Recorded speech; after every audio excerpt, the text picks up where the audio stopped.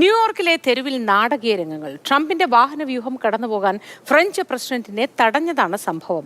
കാത്തുനിന്ന് മടുത്തതോടെ സുരക്ഷാ അകമ്പടി ഇല്ലാതെ മാക്രോൺ കാൽനടയായി സഞ്ചരിച്ചത് ന്യൂയോർക്കുകാർക്കും അപൂർവ കാഴ്ചയായി. Oh, sorry. If you don't see, let me cross. I negotiate with you.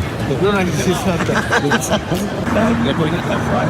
It's a fact that people are going to say, How are you? Guess what?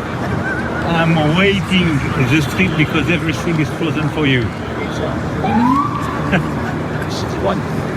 Are you sorry? That's because I think one person could be a dollar so. I don't know. I've seen 3 or 4 in the afternoon. But I would love if we can. Yeah, I know. I will follow.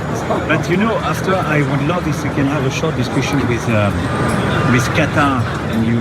Aswajith C ചേർന്നു നമുക്ക് ഒപ്പം തത്സമയം. Ashwajith, good morning. എൻ്റെ തല എൻ്റെ full figure എന്നൊക്കെ പറയുന്നത് പോലെയാണല്ലോ കാര്യങ്ങൾ. സ്വന്തം രാജ്യത്ത് മറ്റൊരു രാജ്യത്തിൻ്റെ പ്രധാനമന്ത്രിയെ നടത്തിക്കൊണ്ടു പോകുമ്പോഴും സ്വന്തം കാര്യങ്ങൾക്ക് പ്രാധാന്യം കൊടുക്കുകയാണ് അവിടെ ചെയ്യുന്നത്. ന്യൂയോർക്കാർക്കും ഇതൊരു അപൂർവ കാഴ്ച തന്നെയായി അല്ലേ അശ്വജിത്ത്?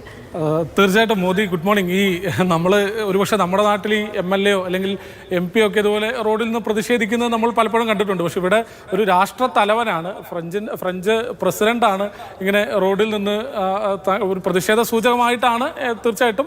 പക്ഷേ എങ്കിൽ പോലും അതൊരു കൗതുകം എന്നതിലുപരിയായിട്ട് ഒരു ആശ്ചര്യം കൂടിയാണ്. കാരണം ഈ സംവിധാനങ്ങളൊക്കെ ഒരുക്കുമ്പോൾ, സുരക്ഷാ സംവിധാനങ്ങളൊക്കെ ഒരുക്കുമ്പോൾ UN യോഗത്തിന് വന്ന പ്രമുഖമായ രാഷ്ട്ര തലവന്മാരെയൊക്കെ കൃത്യമായി കടത്തിവിടേണ്ടതാണ്. പക്ഷേ എന്തുകൊണ്ടാണ് അങ്ങനെ ഒരു ട്രബിൾ വന്നത്? അല്ലെങ്കിൽ ട്രംപിൻ്റെ വാഹന വ്യൂഹം കടന്നു പോകുന്ന ഘട്ടത്തിൽ മറ്റ് രാഷ്ട്ര നേതാക്കന്മാരെ വഴിയിൽ തടഞ്ഞിടേണ്ട ഒരു സാഹചര്യം വന്നത് എന്നുള്ളതാണ് ഒരു പ്രധാനപ്പെട്ട ചോദ്യം. ഒരുപക്ഷെ അതിനനുസരിച്ച് സമയം ക്രമീകരിക്കുന്നതിനോ യാത്ര ക്രമീകരിക്കുന്നതിലോ ഒക്കെ വന്ന വീഴ്ച ആയിരിക്കാം. ഏതായാലും ഇമ്മാനുവൽ മാക്രോൺ അത് വളരെ രസകരമായി തന്നെ കൈകാര്യം ചെയ്തു. കാരണം ട്രംപിന് കടന്നു പോകാൻ വേണ്ടിയാണ് താൻ വഴിയിൽ കിടക്കുന്നതെന്ന് അറിഞ്ഞപ്പോൾ നേരിട്ട് ട്രംപിനെ തന്നെ വിളിക്കുകയും ഞാനിവിടെ ഉണ്ട് കേട്ടോ, താങ്കൾ പോയിട്ട് വേണോ ഇനി എനിക്കൊന്ന് പോകാൻ, പെട്ടെന്ന് പോയിരുന്നെങ്കിൽ എന്നുള്ളൊരു സ്വരത്തിലാണ് ആ ഫോൺ സംഭാഷണത്തിൽ തന്നെ പറയുന്നത്.